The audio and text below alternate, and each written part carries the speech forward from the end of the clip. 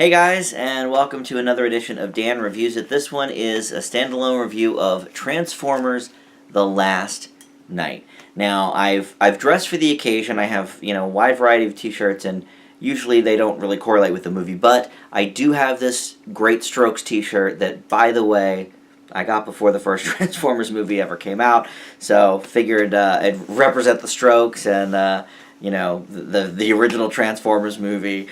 So here we are in the fifth installment of the franchise. This time, Mark Wahlberg is back as Cade Yeager, the role he started in the last installment of the series, the fourth one. This is called The Last Knight because it has something to do with in 488 BC or whatever, King Arthur and... Anyway, it's irrelevant. Most of the movie takes place in the present day, obviously, and Transformers are basically outlawed here, and so it's kind of a war between humans and Transformers. Optimus Prime has sort of gone away, vanished, so we've got to, figure out the secrets of the past, and to do that, we have... the Wahlberg character, Cade Yeager, teaming up with his good friend Bumblebee, the Transformer, as well as an English lord played by Anthony Hopkins, new to the series, and an Oxford professor where there's, sort of maybe some sexual chemistry between her and Cade, and she's played by the woman that does Meredith Quill in the Guardians of the Galaxy franchise. And then Josh Duhamel and John Turturro returning from the first three films. They weren't in the last one, but they return here as well, reprising their roles. And then Stanley Tucci, who was in another Transformers movie, is here as well, but plays a different role, so that's weird and confusing. So anyway, the title of this podcast is Transformers, is it the worst movie of 2017 so far? This movie sucks. I mean, there's no way to even sugarcoat it. It's so bad. Now, I'm not a huge fan of the live-action series. The highest grade I've given for a Transformers movie was the first one, which was, I believe, a C+. It might have only been a C. The first Wahlberg one, the last movie they did, was okay. I think that was a C-. The second one I've never seen, I'll be honest, because it was before I was reviewing movies, and it was also before I worked at a movie theater and could see them for free. So I never saw the second one because I just heard nothing but bad things. And then I did see the third one, and it was terrible. But this is the worst of the ones that I've seen thus far. I guess I should watch two just to complete the agony, but this movie is so bad. Why is it bad? Well, for one thing, I'm not a Michael Bay fan. He's done a couple of decent things. The Rock I enjoy, but Transformers certainly didn't make me a convert. I thought the first Ninja Turtles movie was decent. The second one was horrible. I know he didn't direct either one of them, but especially the first one, he had his stamp all over. Yeah, it wasn't directed by him, but it kind of was, sort of thing. But there wasn't a minute in this movie where I wasn't either confused, annoyed, or bored. Not one minute of this movie left me satisfied. First of all, I don't like the Bumblebee character. We get it, his whole thing is he just does, pithy little sound clips, instead of talking, although we do hear his real voice in this movie. Is that a spoiler? I have no idea. Maybe it is. But his real voice does appear briefly in the movie, but, it's a bunch of, sound clips, and it's it's so just, hacky. It's a hacky thing to do. And, works, I guess, to a point, but that's the whole character. There's a little girl, well, she's not that little, she's, I guess, a young teenager or maybe a tween, but You know, so there's like a little bit of like emotional stuff there because Mark Wahlberg's daughter that we met in the fourth movie is away at college, and so they have this super strained relationship, kind of because they have to, because he's wanted, and so even when he calls her, you know, they have to keep it to like, I don't know what it is, 30 seconds or whatever. So, you know, there's like, they like try to do some emotional stuff, but it just doesn't work at all. You've got, you know, the John Goodman character returns, and he's like not funny. Like the jokes in this movie are so terrible. Maybe a young kid would like it, but okay, this movie's not really for young kids, right? Because it's PG-13, and there's a ton of cursing in it. Like, say what you will about the Ninja Turtles movies, you know, yeah, they were a little risque for parents taking their 4 or 5-year-olds to it because it is PG-13, you know, so they put some like jokes in there that maybe weren't for little kids, but little kids are going to see it because it's Ninja Turtles. Little kids are going to see this, it's Transformers. Why is there so much cursing in it?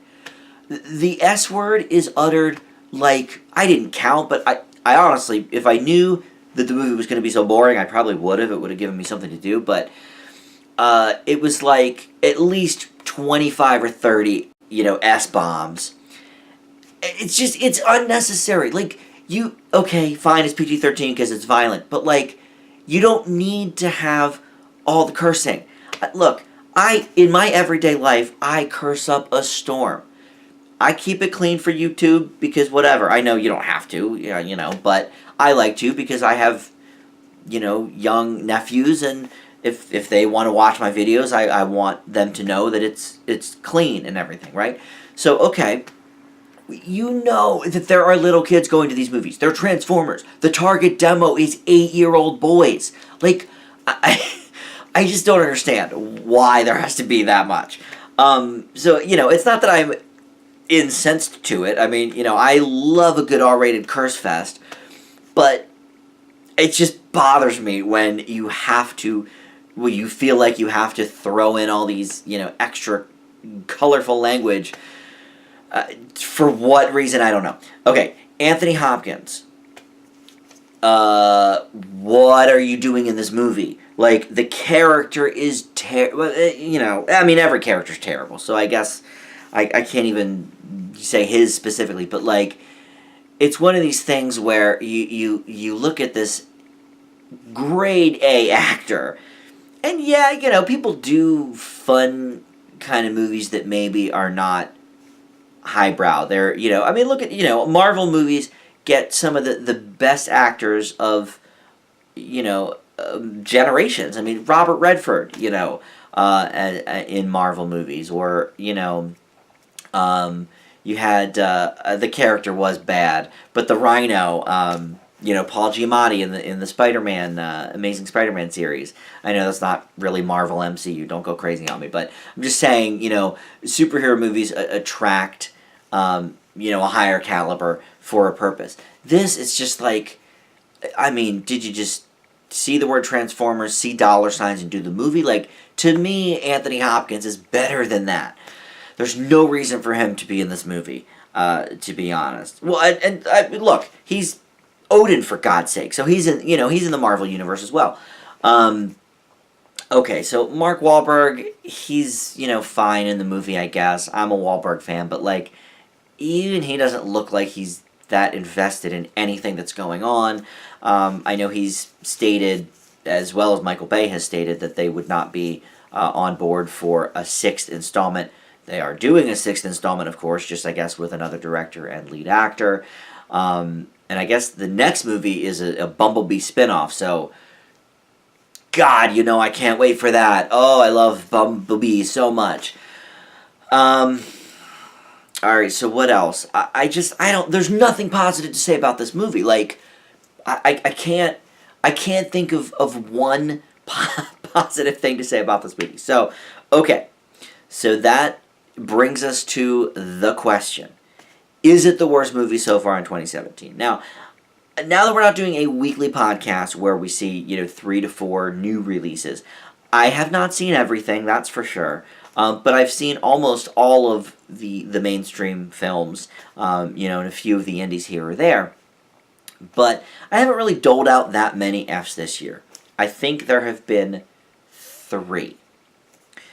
The worst of them is a movie that we did review when the Film Fanatics podcast was still up and running, and that is 50 Shades Darker, which to me was a huge decline. I liked the first one. I know it has detractors, and that's fine. I will defend the first one.